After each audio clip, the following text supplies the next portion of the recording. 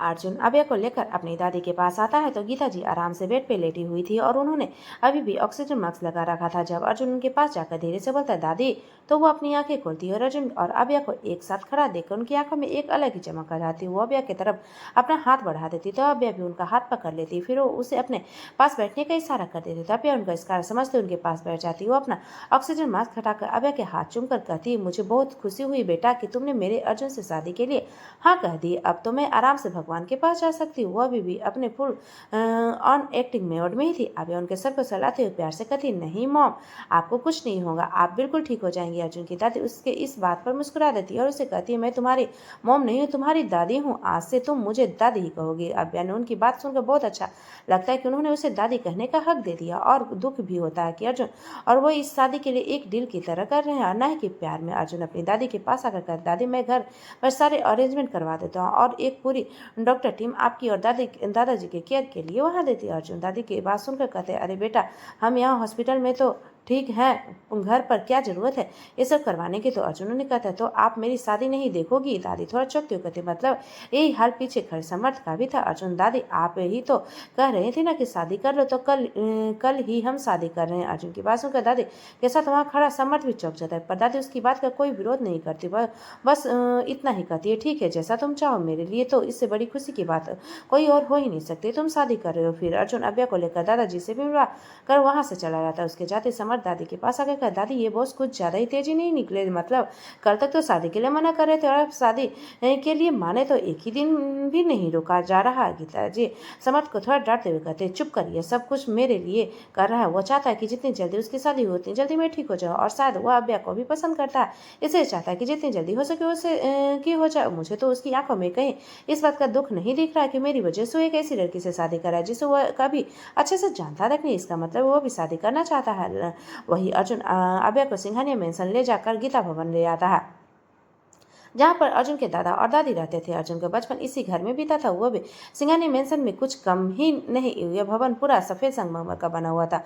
यह सागर सिंघानी जी खासकर गीता जी के लिए बनवाया था, इसलिए इनका नाम भी उन्होंने गीता भवन ही रखा था। अर्जुन अभ्या को लेकर सीधा अंदर आता है तो अंदर काम कर रहे सभी सर्वेंट अर्जुन के साथ किसी लड़की को देखकर चौंक जाते हैं। अर्जुन वहाँ के सर्वेंट को कहकर अपने रूम के पास वाले रूम वाले रेडी करने को कहते हुए अंदर आते ही तभी उसके पास एक दया नाम की औरत चल के आती। वो कई सालों से अर्जुन के दादा दादी की देखभाल कर रही थी। उनकी उम्र करीब 50 करीब थी। अर्जुन सबसे पहले उन्हीं को इन्फॉर्म कर दिया था कि वो अभ्या से शादी करने वाला और वह शादी की तैयारी शुरू कर दी, क्योंकि अर्जुन की दादी की तो वैसी भी तबीयत ठीक नहीं है उसकी नज़र में, तो बाकी रस्में उन्हें ही देखनी है। दया जी अर्जुन को पाल पोस कर एक माँ की तरह बड़ा किया था, इसलिए अर्जुन की इज्जत भी बहुत करता था। दया जी सरल स्वभाव की औरत थी, जो भी काम करती थी पूरे दिल से करती थी, चाहे वो अर्जुन का हो या उसके दादा दादी का। केवल सैलरी के लिए वो सब कुछ नहीं करती थी, बल्कि उन्हें यह सब करना उनके लिए अच्छा लगता था, क्योंकि सागर जी और गीता जी ने उनकी उस वक्त मदद की थी जब वो बहुत मुश्किल दौर से गुजर रही थी। दया जी अभ्या की तरफ देखकर मन में सोचती है, यह लड़की सच में बहुत सुंदर है, शायद इसीलिए माता जी ने इसे पसंद किया है, बस यह मन में ही इतनी सुंदर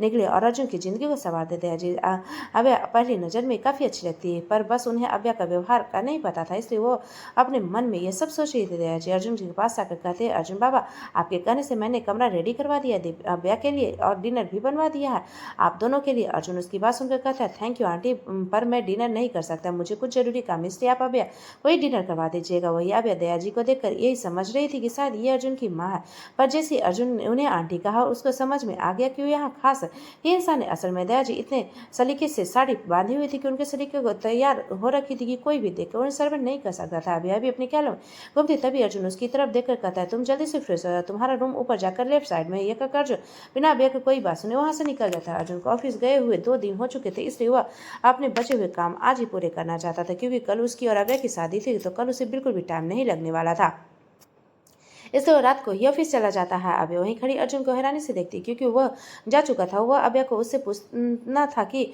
उसकी लेफ्ट साइड कह रहा था, तो फिर खुद को लेफ्ट साइड क्यों? वो दोनों आमने सामने खड़े थे।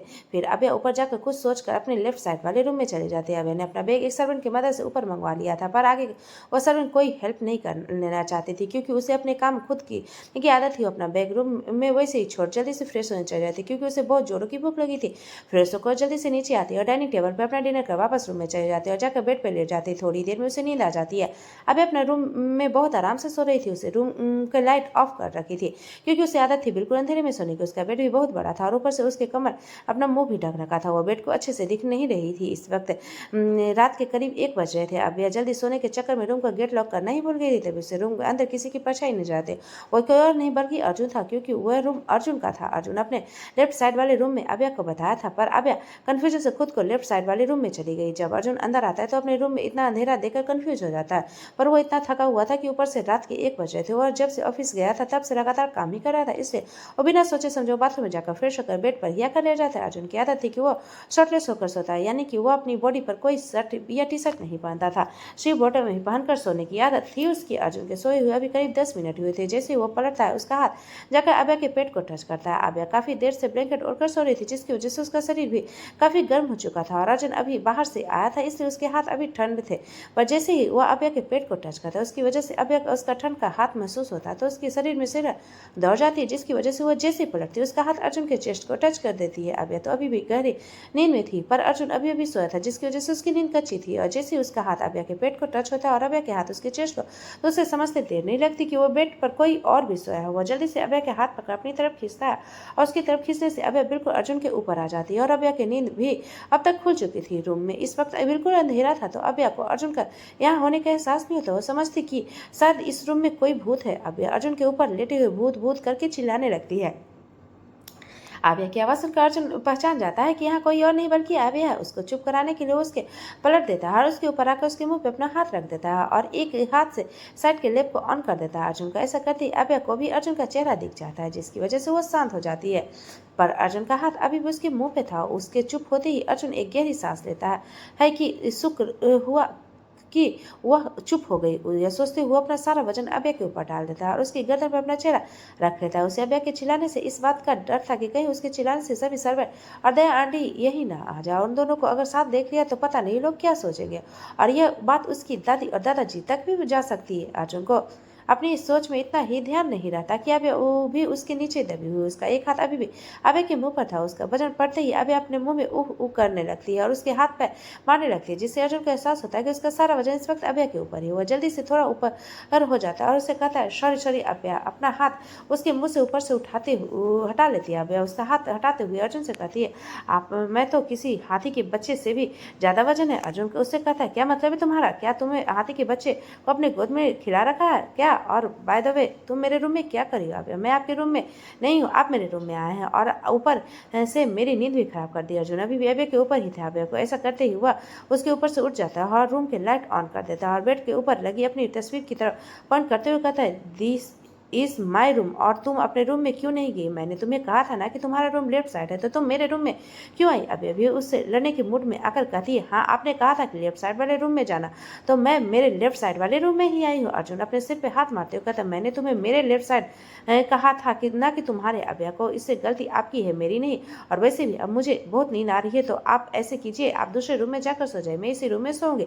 अर्जुन बिल्कुल भी नहीं, यह मेरा रूम है, मैं यहीं सोऊंगा, तुम अपने रूम में जाओ। अभ्या अब अर्जुन से कोई बात नहीं सुनना चाहती थी। वो ब्लैंकेट को अपने चेहरे से कवर कर देती है। अर्जुन से कहती है, क्या आपने मेरा लगा रखा है? कल से यह रूम मेरा भी होने वाला है, तो मैं आज इसे अपना बना रही हूँ, और अब आप जाइए यहाँ से। और दूसरी बात, मेरी पहली शर्त यही है कि आप मेरी नींद कभी भी खराब नहीं करेंगे, और अगर अब मैं उठकर जाऊँगी तो मेरी नींद खराब हो जाएगी, इसलिए आप ही जाइए। अर्जुन उसकी बात सुनकर अपनी आंखें छोटी करता है और उसका ब्लैंकेट खींचकर उसे अपनी गोद में उठा लेता है। अभ्या गिरने के डर से जल्दी से उसके गले में अपने बाहें डाल लेती है और उससे कहती, ये आप क्या कर रहे हैं? अर्जुन से जवाब देते हुए कहता है, तुम चल कर नहीं जाना चाहती ना, इसलिए मैं यह तरीका अपना रहा हूँ ताकि तुम्हारी नींद खराब ना हो। अब जल्दी से अपनी आंखें बंद कर लो और सो जाओ। मैं तुम्हें तुम्हारे बेड पर ही ले जाकर सुला देता हूँ, इससे तुम्हारी डिमांड भी पूरी हो रही है, और ना तुम्हें इस बात का कोई फर्क नहीं पड़ना चाहिए कि वो मैं किस तरीके से पूरा कर रहा हूँ। अभ्या पर यह गलत है, यू आर ए चीटर। अभ्या की बात पर अर्जुन को कोई फर्क नहीं पड़ रहा था, जैसे वो उससे बात सुन ही नहीं रहा। वो उसे अपनी गोद में उठाकर दूसरे रूम में ले जाकर बेड पर पटक देता है। जी हाँ, वो ऊपर से ही उसके बेड पर गिरा देता है। वो बेड इतना सॉफ्ट था कि अभ्या एक बार में उछल ही जाती है। अर्जुन उसको पटक कर वहां से जा चुका था। अभ्या भी कुछ कदम नहीं था कि जल्दी से बेड से उतर कर उसके पीछे जाने लगती है। अर्जुन अब तक अपने रूम में जा चुका था। अभ्या उसे कुछ बोलने का थी कि वो सीधा उसके मुंह पर गेट बंद कर देता है। अभ्या को उसका बहुत गुस्सा आता है। वो अर्जुन को यह कहकर वहां से चली जाती है कि इस बात का बदला मैं जरूर लूंगी। अर्जुन भी दरवाजे से पीछे से उसकी ये बात सुन लेता है, स्माइल करके बेड पर जाकर सो जाता है। अर्जुन को अभी भी अपने हाथ पर अभ्या का टच महसूस हो रहा था। अर्जुन इस छुअन के साथ गहरी नींद में सो जाता है और अभ्या भी वापस जाकर सो जाती है। आज की उनके शादी के पहले की वाली लड़ाई थी और ऐसे ही खट्टी मीठी लड़ाइयाँ उनके आगे की भी होती रहेगी। आभ्या जब सुबह उठती है तो उसे याद आता है कि उसका बैग और फोन तो अर्जुन के रूम में ही, क्योंकि अर्जुन ने उसे कुछ लेने का मौका ही नहीं दिया था। आभ्या को लगा कि अर्जुन देर रात आया इसलिए अभी तक घोड़े बेचकर सो रहा होगा, इसलिए वो इस बात का फायदा उठाकर अपना बैग और फोन वहां से आराम से ले जा सकती। वो उठकर रूम में बाहर जाकर खड़ी हो जाती है। अर्जुन ने रात को रूम लॉक नहीं किया था। जैसे वो गेट खोलती है और अंदर दिखती है अर्जुन पेट के बल लेटकर आराम से सो रहा था। अभ्या दबे पाँव रूम में अंदर आती है, क्योंकि अगर थोड़ी सी आहट से अर्जुन जाग जाता तो उन दोनों के बीच फिर से खटपट शुरू हो सकती थी। और सुबह सुबह अभ्या बिल्कुल भी नहीं चाहती थी। अभ्या का लगेज एक तरफ कोने में ही रखा था। वो अपना फोन लेने के लिए बेड के पास चली जाती है, क्योंकि उसे अपना फोन रात को लैम्प टेबल पे ही रखा था। जब वहां देखने लगती तो उसका फोन नहीं मिलता। अभ्या हर जगह अपनी नजर दौड़ाती पर उसे अपना फोन नहीं मिलता। जैसे उसकी नजर अर्जुन के बैग पे पड़ती तो एक बार वो सहम जाती, क्योंकि अर्जुन के बैग पे एक खतरनाक शेर का टैटू बना हुआ था और वो उसकी गर्दन के ठीक नीचे किंग लिखा हुआ था। वह शेर के टैटू इतना खतरनाक लग रहा था जैसे कि इसे बनाने वाला ही उतना ही खतरनाक होता भी। अभ्या की नजर अर्जुन के हाथ पे जाती है तो उसका फोन अर्जुन के हाथ में था, क्योंकि थोड़ी देर पहले ही अभ्या के फोन पे किसी का कॉल आया था। जब अर्जुन उस फोन को उठाता है तो देखता है किसी अननोन नंबर का था। वो कॉल आ रही थी। वो फोन को साइलेंट कर उसे अपने हाथ में ही लेकर सो जाता है। अभी अपनी आंखें छोटी करके सोचती है कि इस आदमी के पास मेरा फोन क्या कर रहा है। फिर वो अपना फोन अर्जुन के हाथ से छुड़ाने की कोशिश करने लगती है, पर अर्जुन ने उसका फोन इतना कसकर पकड़ा हुआ था कि अभी अपने फोन को उसके हाथ से छुड़ा ही नहीं पा रही थी। अब सब कुछ भूल कर पूरी कोशिश कर रही थी कि अर्जुन उसका फोन छोड़ दे। इस चक्कर में उसे यह भी ध्यान नहीं था कि अर्जुन अपनी आंखें खोलकर उसे ही देख रहा है। असल में अभ्या की हरकत से अर्जुन को नींद खुल चुकी थी। वो अपनी आइज रोल करके मन में सोचता है कि यह सुबह सुबह फिर आ गई, क्योंकि अर्जुन की नींद भी खुल चुकी है। वो तो अभ्या को परेशान करने के लिए बिल्कुल भी पीछे नहीं रह सकता था। वह अभ्या को पूरे मन से अर्जुन को हाथ खोलने के लगी। वो अर्जुन को एक उंगली को खोलकर दूसरी उंगली खोलने लगती है, पर अर्जुन पहले वाली उंगली को फिर से टाइट बंद कर देता है। इस तरह करते करते अभ्या काफी देर हो चुकी थी और थक भी चुकी थी, पर अर्जुन उसे काफी मजे ले रहा था। अर्जुन को लगता है कि अब वो बस बहुत हो चुका। वो अभ्या का हाथ खींचकर उसे अपने खुद के करीब करके अपने कमर से ही कवर कर देता है, जिससे अभ्या के ओठ अर्जुन के चेस्ट के टच हो जाते हैं। ऐसे करती अभ्या थोड़ी सी अर्जुन के पीछे हो जाती है और इस बात का एहसास अर्जुन को भी हो चुका था, पर वो इस बारे में अभ्या को कुछ नहीं कहता, बल्कि उसे और भी ज्यादा टेस्ट करने के लिए उसे कहता है, क्यों तुमने रात तक का भी वेट नहीं हो रहा जो तुम बार बार मेरे रूम में आ जाती हो? आज हमारी शादी हो जाएगी, उसके बाद हम दोनों एक ही रूम में रहेंगे, या तुम मुझसे थोड़ी दूरी भी नहीं रह सकती? अर्जुन की बात सुन अभ्या सच में काफी चिढ़ जाती है। वो कहती है, अपने आप को ज्यादा भाव देना बंद कीजिए। मैं यहाँ पर मेरा फोन और मेरा लगेज लेने आई थी, ना कि आपसे मिलने, और अगर आप उठे हुए तो मेरा फोन क्यों नहीं दिया मुझे? अर्जुन अभ्या को कुछ कहने ही वाला था कि तभी अर्जुन के पीछे से दया जी की आवाज आती। असल में जब अभ्या अंदर आई थी तो उसने गेट खुला ही छोड़ दिया था। दया जी अभी गेट पर ही खड़ी हुई थी।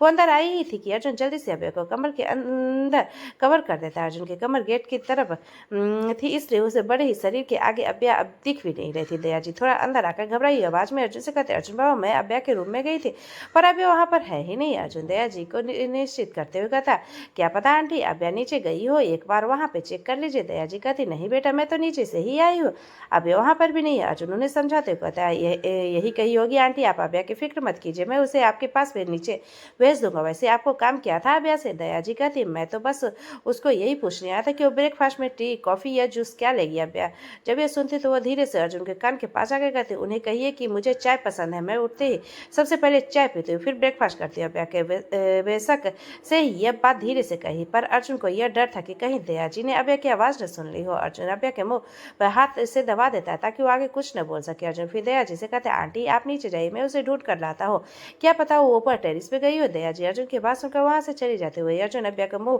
कुछ ज्यादा ही जोर से दबा रखा था, जिसकी वजह से गुस्से में आकर अभ्या ने उसके हाथ को काट लिया। अभ्या ने अर्जुन को इतनी जोर से काटा था कि उसकी काफी दर्द हो रहा था, पर अभी दया जी रूम में ज्यादा दूर नहीं गई थी, इसलिए वो चिल्ला भी नहीं सकता था।